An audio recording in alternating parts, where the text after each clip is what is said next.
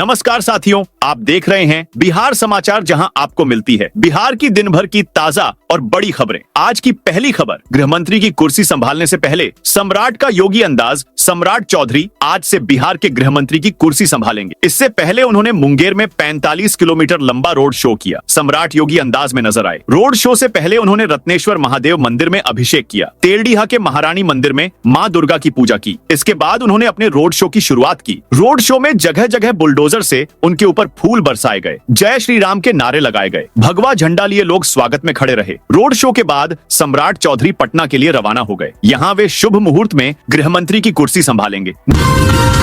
नई सरकार बनने के बाद काम पर लौटे सीएम नीतीश। विधानसभा चुनाव में मिली जीत के बाद मुख्यमंत्री नीतीश कुमार ने सरकार बनते ही एक्शन मोड में काम करना शुरू कर दिया है। मुख्यमंत्री ने सोमवार को हाजीपुर औद्योगिक क्षेत्र का दौरा कर कई प्रमुख फैक्ट्री इकाइयों का निरीक्षण किया। इस कदम को बिहार में औद्योगिक विकास को गति देने और स्थानीय स्तर पर रोजगार के अवसर पैदा करने की दिशा में सरकार की पहली बड़ी पहल माना जा रहा है। हर महीने 10 तारीख तक आ जाएगी बुजुर्गों की पेंशन। वृद्धजन पेंशन योजना को समाज कल्याण विभाग ने अपनी प्राथमिकता सूची में शामिल कर लिया है। इसके तहत यह लक्ष्य तय किया गया है कि हर हाल में महीने की 10 तारीख तक वृद्धजन पेंशन योजना की राशि लाभुकों के खाते में चली जाए। अगर किसी वजह से यह राशि किसी जिले में नहीं पहुंचती है तो इसकी जवाबदेही तय की जाएगी। बिहार में बालू खनन पर सख्ती, अब परमिशन से ज्यादा निकालने पर होगी कार्रवाई। प्रदेश की नदियों से लगातार 3 महीने खनन पर लगी रोक अक्टूबर के मध्य में ही समाप्त हो चुकी है और नदियों से एक बार फिर बालू खनन शुरू है। लेकिन इस बीच खान एवं भूतत्व विभाग को ऐसी जानकारियां मिल रही हैं कि बंदोबस्तधारी को नदी घाट में जितनी गहराई में खनन की अनुमति है वे उससे अधिक गहराई तक खनन कर रहे हैं। सूचना प्राप्त होने के बाद विभाग सख्त हो गया है। विभाग की ओर से सभी जिलों के खनिज विकास पदाधिकारियों के साथ ही सभी सहायक खनिज निदेशकों को एक पत्र जारी किया गया है। मनरेगा के सभी मजदूरों का ई-केवाईसी जरूरी। मनरेगा के तहत ज्यादा से ज्यादा मजदूरों को काम देने की कवायद तेज है। चुनाव खत्म होने के बाद अब काम में तेजी का निर्देश दिया गया है। इसके तहत सभी मजदूरों का ई-केवाईसी करने का भी निर्देश दिया है। जिले में अब तक महज 30% ई-केवाईसी का काम पूरा हो सका है। वैसे तो मनरेगा मजदूरों की संख्या 3 लाख के पार है, लेकिन एक्टिव मजदूरों की संख्या 1,97,427 है। इसमें से अब तक 58,000 मजदूरों का ई-केवाईसी हो चुका है। डीडीसी ने सभी प्रखंड के कार्यक्रम पदाधिकारी और पंचायत रोजगार सेवक को इसमें तेजी लाने का निर्देश दिया है। नीतीश कैबिनेट के नए मंत्रियों ने अपने अपने विभागों का कार्यभार संभालना शुरू कर दिया है। सोमवार को शुभ मुहूर्त में शराबबंदी विभाग के मंत्री विजेंद्र यादव, पशु मत्स्य संसाधन मंत्री सुरेंद्र मेहता, श्रम संसाधन मंत्री संजय सिन्हा टाइगर और राजस्व एवं भूमि सुधार मंत्री विजय सिन्हा ने कामकाज संभाला। टाइगर ने विभाग का जिम्मा शुक्र होरा मुहूर्त में लिया। इस अवसर पर मंत्री विजय सिन्हा ने कहा कि किसी माफिया को मैं डराने की बात नहीं करूंगा। खनन विभाग के अंदर साइलेंटली परिवर्तन हो सकता है। भूमि राजस्व के अंदर भी जो सफेद पोश लोग अपराध और भ्रष्टाचार के पोषक बनकर भू माफियाओं को संरक्षित करते हैं, ऐसे चेहरे पर हमारी निगाह रहेगी। बिहार विधानसभा स्पीकर पद पर रेणु देवी का नाम आगे। बिहार में नई सरकार बनने के बाद अब राजनीतिक फोकस विधानसभा स्पीकर पद पर आ गया है। गृह मंत्रालय 20 साल बाद पहली बार बीजेपी को मिलने के बाद माना जा रहा है कि स्पीकर पद पर भी पार्टी की दावेदारी मजबूत होगी। राजनीतिक गलियारों में इस पद को लेकर चर्चाएं तेज हैं। इसी चर्चा के बीच बेतिया से निर्वाचित विधायक रेणु देवी का नाम प्रमुखता से सामने आया है। रेणु देवी ने विधानसभा चुनाव में कांग्रेस उम्मीदवार वासी अहमद को 22,000 से अधिक वोटों से हराया। 5 साल में सभी बिहार वालों को घर मिलेगा। ग्रामीण विकास मंत्री श्रवण कुमार ने कहा कि बिहार में 5 साल में सभी बिहार वालों को घर मिलेगा। 1,04,90,000 लोगों के पास अपना घर नहीं है। अगले 5 वर्षों में इन सबको घर मिल जाएगा। कोई बेघर नहीं रहेगा। वे रविवार को मीडिया से मुखातिब थे। उन्होंने कहा कि केंद्र सरकार की स्वीकृति के बाद इन बेघरों को घर देने की कवायद शुरू होगी। एक सवाल के जवाब में उन्होंने कहा कि प्रधानमंत्री नरेंद्र मोदी ने बिहार के लिए रिकॉर्ड संख्या में घर मंजूर किए। इसकी संख्या 13,10,000 रही। 8 दिन से कहां गायब हैं तेजस्वी यादव पासपोर्ट रिन्यू कराने। राबड़ी आवास के पिछले दरवाजे से निकले। बिहार विधानसभा चुनाव 2025 में सबसे ज्यादा चर्चा जिस नेता ने बटोरी वह थे तेजस्वी यादव, क्योंकि वे जीत को लेकर इतने आश्वस्त थे कि उन्होंने तारीख भी तय कर दी थी। 14 नवंबर, रिजल्ट 18 को शपथ। लेकिन जब नतीजे आए घटनाक्रम उलट गया। एनडीए ने 202 सीटें जीतकर सत्ता में वापसी की और आरजेडी सिर्फ 25 सीटों पर सिमट गई। पूरे महागठबंधन का आंकड़ा भी 35 से आगे नहीं बढ़ा। चुनावी हार के बाद एक और बात चर्चा में रही, तेजस्वी यादव का सार्वजनिक जीवन से अचानक गायब हो जाना। धरती पर डायनासोर आ सकता है, बिहार में आरजेडी नहीं, केंद्रीय मंत्री हेम सुप्रीमो जीतन। राम मांझी ने आरजेडी पर तंज कसा है। उन्होंने एक्स पर लिखा, जो हश्र धरती पर डायनासोर का हुआ, आने वाले वक्त में वही हश्र बिहार में राजद का होगा। अब तो सब लोग कहने लगे हैं धरती पर दोबारा डायनासोर आ सकता है, लेकिन बिहार में राजद के लोग नहीं आ सकते। इधर मुख्यमंत्री नीतीश कुमार रविवार को अचानक नवनिर्मित एमएलए फ्लैट का निरीक्षण करने पहुंच गए। इसके बाद वे जेपी गंगापत पहुंचे, जहां उन्होंने सौंदर्यीकरण कार्य का जायजा लिया। लेबर कोड को लागू करने के लिए बिहार बनाएगा नियम। केंद्र सरकार ने श्रम कानूनों को सरल बनाने के लिए 4 लेबर कोड को लागू कर दिया है। इन चारों लेबर कोड को लागू करने के लिए बिहार अपने श्रमिकों के लिए नया नियम बनाने जा रहा है। इसके तहत बिहार में काम के घंटे और महिलाओं के लिए नाइट ड्यूटी तय होगी। श्रम संसाधन विभाग के अनुसार 1 महीने के अंदर शर्त और नियम बना लिए जाएंगे। कैबिनेट में नियम का प्रस्ताव पास कराकर लागू कर दिया जाएगा। पटना, खगड़िया समेत 10 शहरों में घना कोहरा। बिहार में धीरे धीरे न्यूनतम तापमान गिर रहा है और ठंड बढ़ रही है। सुबह सुबह पटना, खगड़िया, गोपालगंज, सारण, बेगूसराय समेत 10 शहरों में घना कोहरा देखने को मिला। मौसम विज्ञान के अनुसार अगले 2 से 3 दिनों में न्यूनतम तापमान में 2 से 4 डिग्री सेल्सियस की गिरावट दर्ज की जाएगी। इससे बढ़ेगी।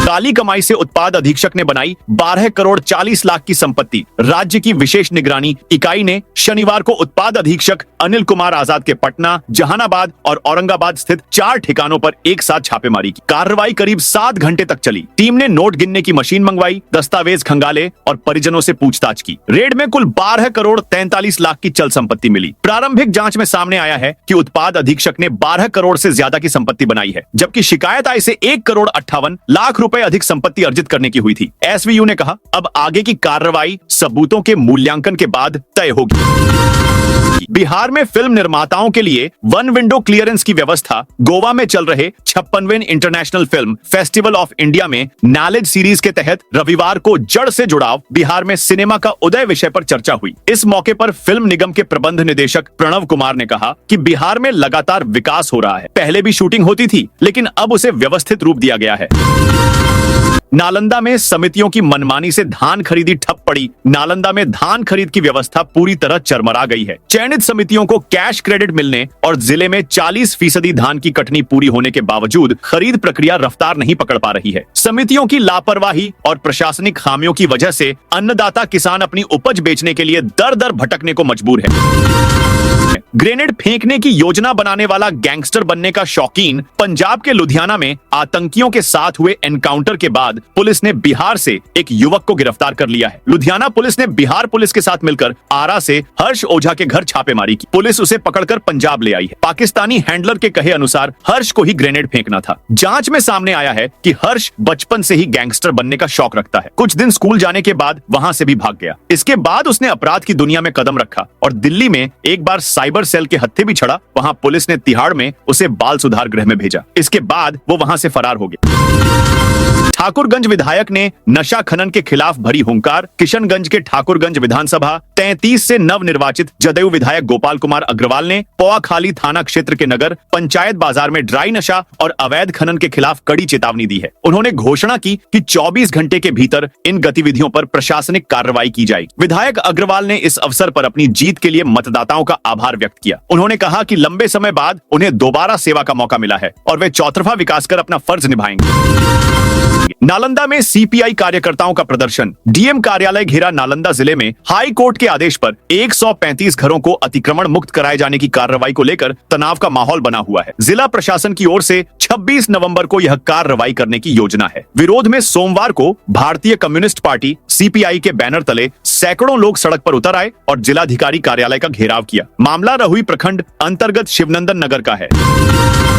आरजेडी विधायक सऊद आलम बोले, हमारी सरकार होती तो वक्फ कानून लागू नहीं होने देते। किशनगंज के ठाकुरगंज विधानसभा क्षेत्र से राष्ट्रीय जनता दल आरजेडी के पूर्व विधायक सऊद आलम ने वक्फ कानून को लेकर बड़ा बयान दिया है। उन्होंने कहा कि अगर उनकी सरकार होती तो इस कानून को लागू नहीं होने देते, लेकिन अब वे इसकी लड़ाई लड़ेंगे। बक्सर में SIS सिक्योरिटी के 100 पदों पर भर्ती। बक्सर जिला प्रशासन ने बेरोजगार युवाओं के लिए एक महत्वपूर्ण पहल करते हुए जिले में रोजगार के अवसर उपलब्ध कराने का फैसला लिया है। बिहार सरकार के श्रम संसाधन विभाग एवं जिला नियोजनालय बक्सर के संयुक्त तत्वाधान में आगामी 25 नवंबर 2025 को एक दिवसीय रोजगार शिविर आयोजित किया जा रहा है। पटना में बैटरी कारोबारी से मांगी 2 करोड़ की रंगदारी। पटना में बैटरी कारोबारी से फोन पर 2 करोड़ रुपए की रंगदारी मांगी गई है। रुपए नहीं देने पर बच्चे को उठा लेने की बदमाशों ने धमकी दी। जिसने कारोबारी को फोन किया उसने एक विधायक का नाम लिया था। पीड़ित आशीष श्रीवास्तव हैं, जो मुन्नाचक इलाके के रहने वाले हैं। कॉल के बाद से कारोबारी और उनका परिवार डरा हुआ है। आशीष ने थाने में शिकायत कर दी है। थानेदार रोशनी कुमारी ने कहा कि हमारी टीम जांच कर रही है। जांच पूरी होने के बाद ही इस मामले में कुछ बता पाएंगी। मामला चित्रगुप्त नगर थाना का है। ठंड की शुरुआत, अस्पतालों को अलर्ट रहने के निर्देश। ठंड की शुरुआत हो चुकी है। न्यूनतम तापमान में कमी आ रही। सुबह शाम ठंड का एहसास होता है, वहीं दोपहर में अभी गर्माहट महसूस होती है। मौसम के बदलाव में लोग बीमार पड़ने लगे हैं। कई ऐसे हैं जो सर्दी बुखार से परेशान हो रहे हैं। इसके अलावा शहर के अस्पतालों में सांस संबंधी संक्रमण, वायरल फ्लू और निमोनिया से भी लोग ग्रसित हो रहे हैं। अस्पतालों में मरीजों की संख्या में बढ़ोतरी हो रही, जिसे देखते हुए पटना के सिविल सर्जन अविनाश कुमार सिंह ने जिले के सभी स्वास्थ्य केंद्रों को अलर्ट मोड पर रहने का निर्देश दिया है।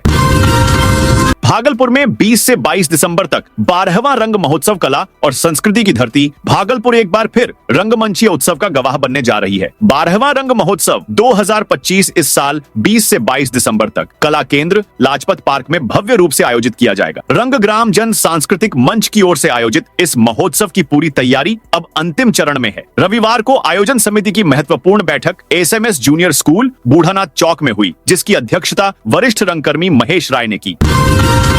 भारत दुनिया का तीसरा सबसे बड़ा क्विक कॉमर्स मार्केट। चीन और अमेरिका के बाद भारत दुनिया का तीसरा सबसे बड़ा क्विक कॉमर्स मार्केट है। 2024 में यहाँ 5.6 अरब डॉलर करीब 50,000 करोड़ का बिजनेस हुआ और 2030 तक ये दोगुना होकर 11 अरब डॉलर का बिजनेस होगा। करीब 1 लाख करोड़ तक पहुंच सकता है। खास बात यह है कि भारत ही टॉप 3 देशों में सबसे तेजी से बढ़ रहा है। 2025 से 2030 के बीच भारत के क्विक कॉमर्स की ग्रोथ रेट 15.5% रहने का अनुमान है। वहीं अमेरिका के 6.72% और चीन के 7.9% से बढ़ने का अनुमान है।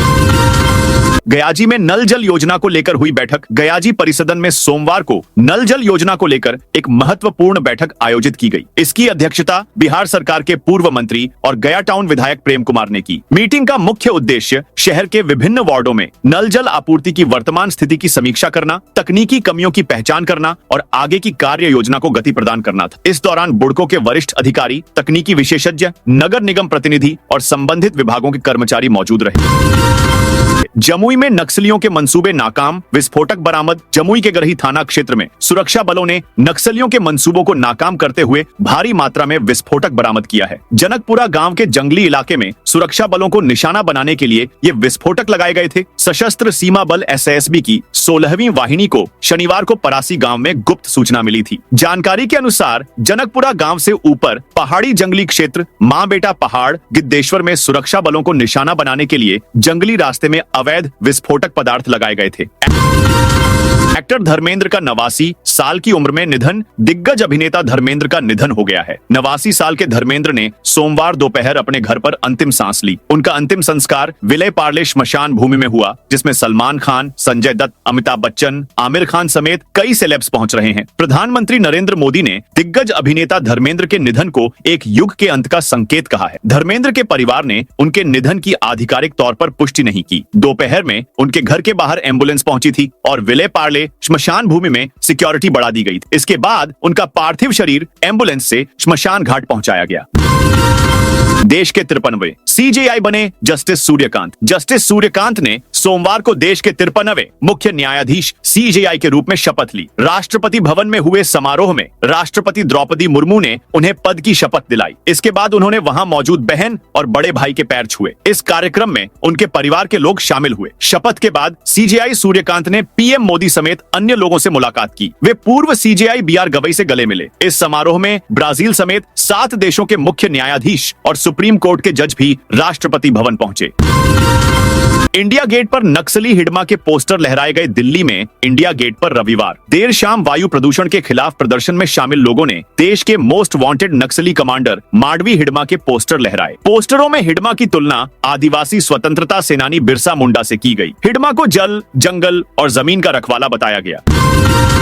बढ़ते टैक्स के कारण steel king Lakshmi Mittal Britain छोड़ेंगे। दुनिया की दूसरी सबसे बड़ी स्टील कंपनी आर्सेलर मित्तल के मालिक और ब्रिटेन के टॉप अरबपतियों में शामिल लक्ष्मी मित्तल ब्रिटेन छोड़ रहे हैं। द संडे टाइम्स की रिपोर्ट के मुताबिक लेबर पार्टी की नई सरकार द्वारा अमीरों पर टैक्स बढ़ाने की तैयारी के चलते मित्तल ने यह फैसला लिया है। भारतवंशी मित्तल की कुल संपत्ति करीब 1.8 लाख करोड़ रुपए है। वे ब्रिटेन के 8वें सबसे अमीर व्यक्ति हैं। तो दोस्तों, यह थी आज बिहार की दिन भर की ताजा और बड़ी खबरें। अब कल मिलते हैं नई खबरों के साथ।